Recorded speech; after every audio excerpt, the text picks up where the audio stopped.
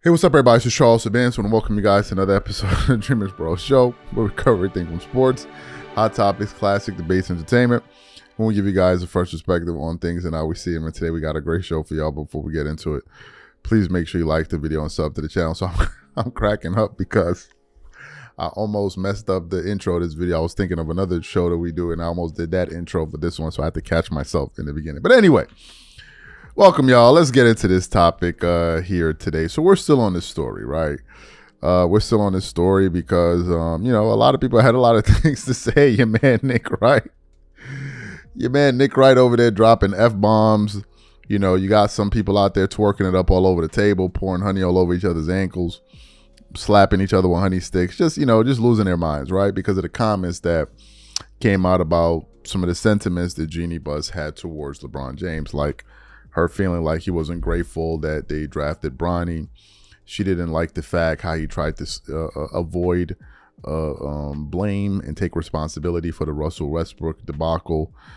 She begrudgingly gave him a second contract. The only reason she gave him a contract extension because she didn't want the PR blowback. She thought his ego was outside. It was just a bunch of stuff, right? And then she put out a comment. And then Rich Paul went up there and tried to act like, yeah, man, we not bothered by this, man. We not, you know, we don't feel nothing about it, man. You know, we don't feel nothing about, hey, yo, Rich, they just said this and this. They said that about me? Okay, for real, we're going, like, they tried to play it off, right? So yesterday, Mitch sent me a video from Colin Cowherd. Now, for those of you who have been following Cowherd for the last, I don't know, 6 years, you'll know that he's been a LeBron guy. I remember him on Speak with Marcellus Wiley. No. Speak for Yourself with Marcellus Wiley, Jason Whitlock at times, Chris Broussard at times, where he would always be arguing for LeBron. He would be making this LeBron GOAT case over Michael Jordan, right? Colin Cowherd used to do that. But he does have some funny tendencies. Like, you remember he said Kobe was never the best player in the NBA. Then we played the audio of Kobe calling him on his show saying, hey, man, we got the best player in the world today on the call. It's like, sheesh, man, you can't make this kind of stuff up.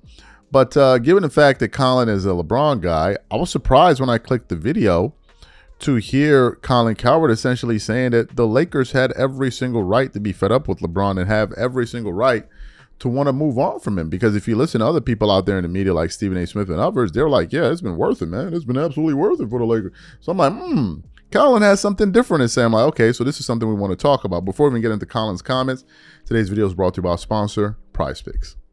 PrizePicks is America's #1 daily fantasy sports with over 10 million members. PrizePicks makes it easy to get real money action on the sports and players you love. You pick more or less on at least 2 for a shot to win up to 100 times your cash. For example, this week I'm really looking forward to some of these upcoming games. This week I'm picking Stephen Curry for more than 29 points. I'm picking Kevin Durant for more than 27 points. I'm picking Giannis Antetokounmpo for more than 12 rebounds. And I'm picking Luka Doncic for more than 8 assists.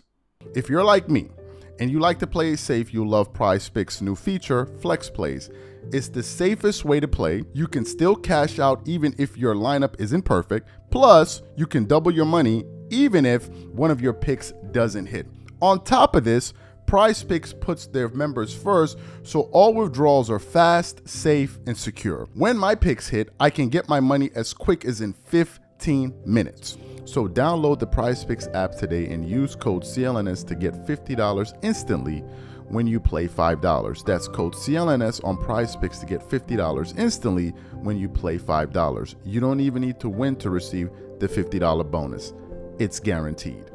And remember, whenever you support this sponsor, you're supporting this channel. Thank you. Okay, cool. So what we want to do is want to play what Colin had to say. I want you guys to listen to his rationale behind what he's saying. I thought he was pretty fair. And I'm going to come back and continue on. Take a listen to Colin Cowherd here. All right, so there was a big story from Baxter Holmes, ESPN, detailing some of the strife inside the Laker organization. Jeanie Buss, who I've always liked, some felt a little disrespected by LeBron James. LeBron didn't take, responsibility for the Westbrook move. I talked about that over and over and over. LeBron wanted that move. It was a disaster. Now Westbrook and LeBron don't get along, whatever. But I read the story. I'd heard about half of these rumors, maybe 75% of these rumors. Baxter Holmes has a history of getting stuff right. Jeanie Buss is now saying, this stuff is, it's putting LeBron in a bad space. Listen, here's the good news. It's time to move off LeBron at some point in the next calendar year. And LeBron's never been loyal to teams. This is not a Derek Jeter situation. This is not Magic or Kobe.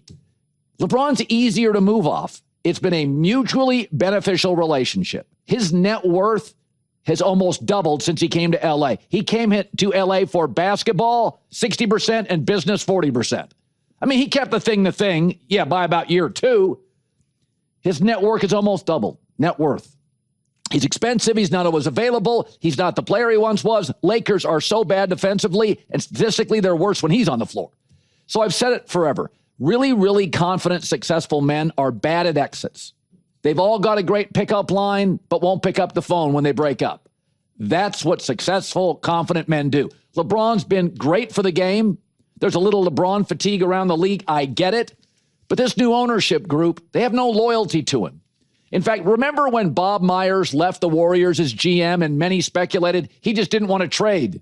He didn't want to trade Klay Thompson. I think Jeanie Buss knew deep down she didn't want to move off LeBron. She didn't feel comfortable with it. It's easy for the Dodgers people, too. They're the smartest guys in town.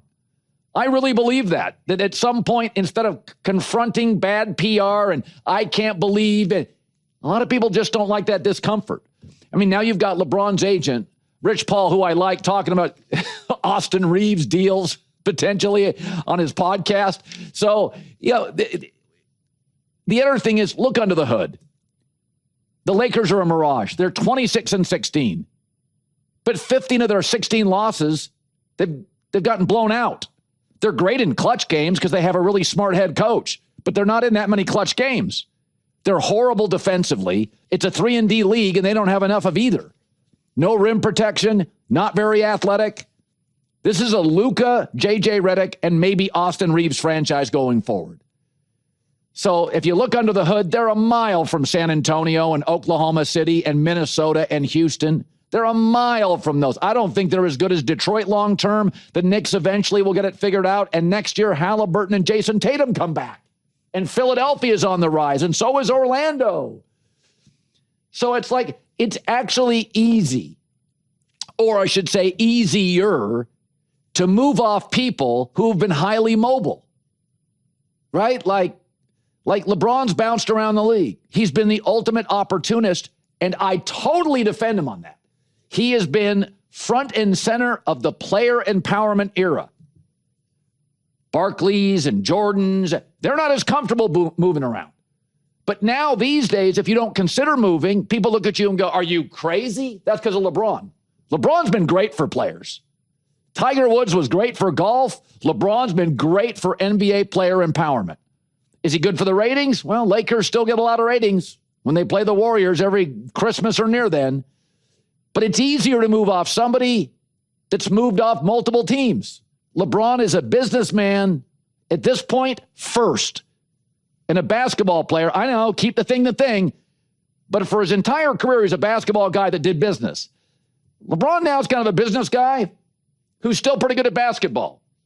But moving off him is not difficult. The agent's talking, but they're a worse team defensively when he's on the floor. He's not always available. You can be a credit to the game, and it can be time. But part of me thinks the Lakers sold this because the discomfort of the LeBron exit. LeBron's exit, he's been exiting his entire career. He exited from Cleveland, his hometown, twice. Pat Riley. And remember, when he chose the Lakers, they stunk. He didn't choose the best basketball team. He chose the best economy in the country, Los Angeles. That's what he chose first. This was not a good operation. He could have gone to 4 other teams when he was closer to his prime. And he's still good. But it's not a criticism. I can think 2 things. All-time great, unbelievable asset to the league. Totally defend his opportunistic business ventures and moves and mobility. Totally defend it. Think it's great for players. Smart dude with a smart circle. And I can also think it's time to move on. Excellent. So you heard what Colin had to say. What are my thoughts about this? I thought he was fair in his assessment of the situation. At a certain point, the Lakers have to move on, man. Like, number one. Number two, if you listen to what Jeanie Buss said in response to the news that came out about her, the comments that came out about her, she never denied it. I mean, she didn't really deny most of the stuff in there. She just said that I'm sorry that LeBron got pulled into all of this. Most of that is not true. But like, come on, who are we kidding here? It's been a mess in LA. Let's not and for people to act like as if that hasn't been the case, I feel like you're being disingenuous, or you're only choosing to look at one side of this situation here. People are talking about, LeBron brought the Lakers back to relevance. When was the last time the Lakers were irrelevant? Now, were they going through a turbulent time? Yes, sure they were. They were going through a turbulent time, dealing with the transition between Kobe Bryant ending his tenure with the team and being in flux, right? But every great organization goes through that. The San Antonio Spurs had their moment. The Miami Heat had their moment.